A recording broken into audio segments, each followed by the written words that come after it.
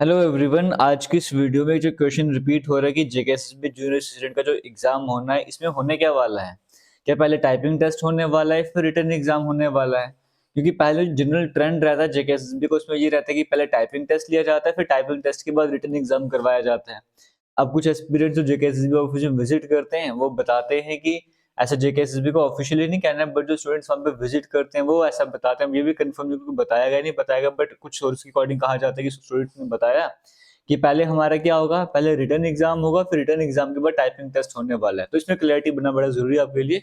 थोड़ा सा कंटिन्यू देखिएगा वीडियो को, सब कुछ क्लियर हो जाएगा। देखिए जी, इतना आप सभी को क्लियर है कि अभी ये जो मंथ दिसंबर का मंथ है, जनवरी का मंथ है, इस टाइम पर एग्जाम करवाना डिफिकल्ट बन जाता है। और डिफिकल्ट बन जाता तो इस टाइम पर तो कुछ भी नहीं होने वाला है, लेकिन एक दो महीने भी कुछ भी नहीं चलने वाले हैं। और अगर उन स्टूडेंट्स की माने जो जेकेएसएसबी ऑफिस में जाके आते हैं और हमें बताते हैं कि ये ऐसा वैसा हो रहा है, तो जेकेएसएसबी का ये भी कहना होता है कि एग्जाम कैलेंडर आपका आने वाला है। और वो अक्टूबर के मंथ में कहा गया था, तो अक्टूबर के मंथ में एग्जाम कैलेंडर नहीं आया, नवंबर के मंथ में एग्जाम कैलेंडर नहीं आया, दिसंबर का मंथ हो गया, एग्जाम कैलेंडर नहीं आया है। देखो, इन बातों पे तो फिलहाल के लिए विश्वास करना छोड़ दो कि क्या स्टूडेंट्स वहां पर जाके उनसे क्या बातचीत हो रही है, क्या बातचीत नहीं हो रही। आप फिलहाल इस बात पर फोकस कीजिए अभी इस प्रेजेंट मोमेंट में कि जेकेएसएसबी जूनियर असिस्टेंट की बात करेंगे। 80,000 प्लस फॉर्म अप्लाई हुए, 80,000 प्लस में वो 1 लाख भी पहुंच सकता है, 1 लाख से ऊपर भी हो सकता है, 90,000 भी हो सकता है। लेकिन 80,000 प्लस एस्पिरेंट्स इस एग्जाम की तैयारी कर रहे हैं, और जिन्होंने भी ये फॉर्म लगाया वो किसी ना किसी तरीके से टाइपिंग की भी प्रैक्टिस कर रहे हैं, चाहे वो घर में बैठ के कर रहे हैं, अपने लैपटॉप के थ्रू कर रहे हैं, कंप्यूटर से कर रहे हैं, या फिर किसी कोचिंग इंस्टीट्यूट को उन्होंने ज्वाइन करा, वहां पे जाके टाइपिंग टेस्ट की तैयारी कर रहे हैं। अब वो एस्पिरेंट जो टाइपिंग टेस्ट पे अपना टाइम लगा रहा है, सिंपल सी बात है, वो सीरियस इस एग्जाम को लेकर 80,000 एस्पिरेंट्स अगर यहाँ पर एग्जाम देने जा रहे हैं, 80,000 प्लस एस्पिरेंट्स अगर एग्जाम देने जा रहे थे, वो सीरियसली इस एग्जाम की तैयारी कर रहे हैं, क्योंकि उनको भी पता है कि अगर प्रीवियस ईयर क्वेश्चन का एनालिसिस कर रहा है कि इसका पेपर डिफिकल्ट नहीं होता, बट कंपटीशन ज्यादा होता है, तो मार्क्स सबको ज्यादा लेने पड़ते हैं, इस बात पे फोकस करना पड़ता है। एक एक नंबर की वैल्यू 0.5, 0.2, 0.3 मार्क्स के यहाँ पर बढ़ जाती है। अभी आते हैं एग्जाम कब होने वाला है, उस पर बात कर लेते हैं। देखो जी, इतना क्लियर है कि एग्जाम कैलेंडर अभी इसी मंथ या जनवरी के मंथ में एग्जाम जो आपके वो फेब के महीने से होना स्टार्ट होंगी। फेब मिड में भी हो सकते हैं, फेब एंडिंग में भी हो सकते हैं, मैक्सिमम चांसेस है कि फेब मिड से भी एग्जाम होना स्टार्ट हो जाएंगे।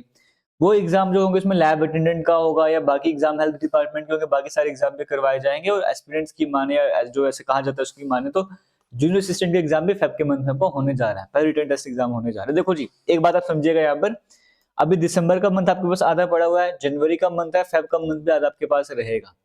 अगर आप रिटन एग्जाम की तैयारी करते हो तो ये टाइम आपके पास, अच्छा खासा टाइम आपके पास है, आप इस टाइम को अच्छे से यूटिलाइज करके रिटन एग्जाम की तैयारी कर सकते हो। अगर फेब के मंथ में ही रिटन एग्जाम करवाया गया, जब बाकी एग्जाम के साथ करवाया जाएगा, तो टाइम आपके पास इतना ही है, इतने ही टाइम आपको रिटन एग्जाम की तैयारी करनी है।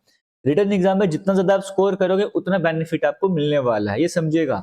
और इन केस अगर फेब के मंथ में टाइपिंग वगैरह का प्रोसेस स्टार्ट किया जाता है, तो फेब और मार्च का मंथ या अप्रैल का मंथ में मान के चलो वो टाइपिंग में निकल जाएगा, फिर आपको एग्जाम एंड अप्रैल या मई के मंथ में करवाया जाएगा, तब आपके पास एक्स्ट्रा टाइम और हो जाएगा रिटन एग्जाम की तैयारी के लिए। बट अगर आपने ये सोच लिया कि नहीं, ऐसा नहीं होने वाला है, फेब के मंथ में टाइपिंग ही टाइपिंग होने, रिटन टेस्ट होना ही नहीं है, हम रिक्वेस्ट करेंगे जेकेएसएसबी से कि पहले टाइपिंग कराओ फिर रिटन एग्जाम कराओ, अगर आप इस मेंटालिटी के साथ आगे बढ़ोगे ना, तो आप एग्जाम की तैयारी कर ही नहीं पाओगे। और एग्जाम अगर फेब के मंथ में ही हो गया तो आप क्या ही कर लोगे। अगर इन केस पहले टाइपिंग टेस्ट होता है बाद में एग्जाम होता है, तो आपको एक्स्ट्रा टाइम मिल जाएगा।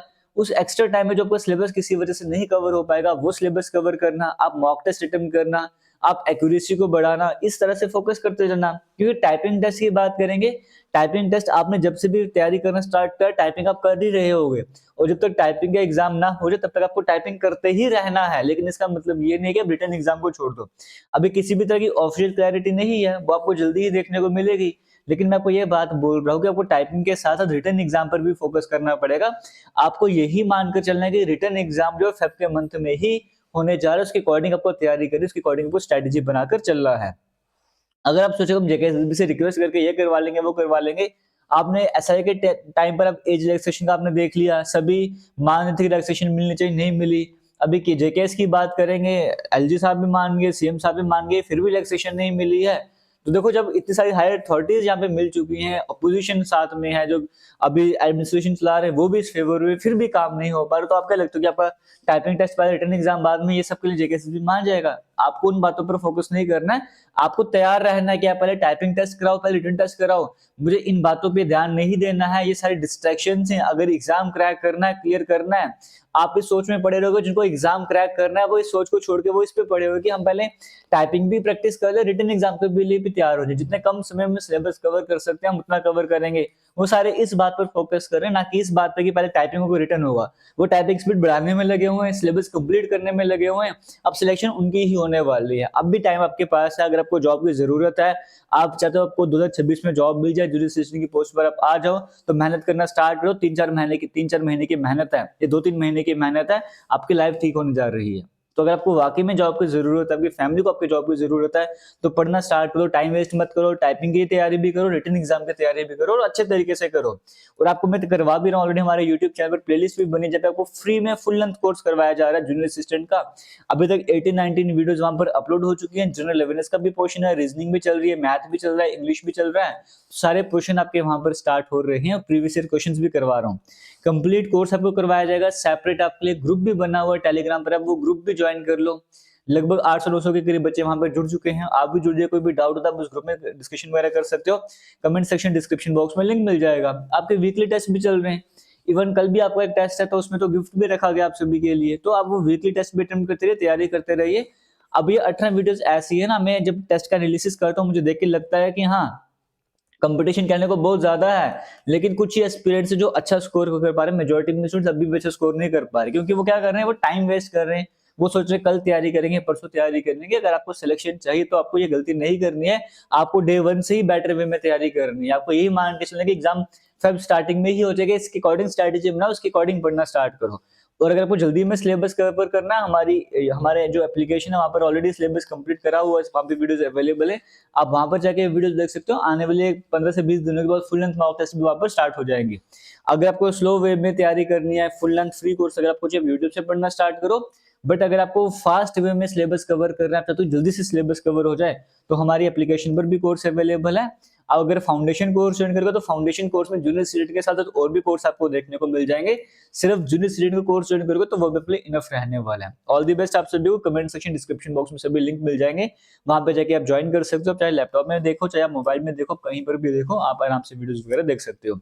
और अगर इस बार जो एप्लीकेशन की मैं बात करूंगा, वहां पर जल्दी ही लाइव क्लासेस भी स्टार्ट हो जाएंगे। एक बार सिलेबस आ जाए फिर वहां पर लाइव क्लासेस भी स्टार्ट हो जाएंगी। तो ऑल दी बेस्ट आप सभी को। थैंक यू, जय हिंद। वीडियो को शेयर कीजिए।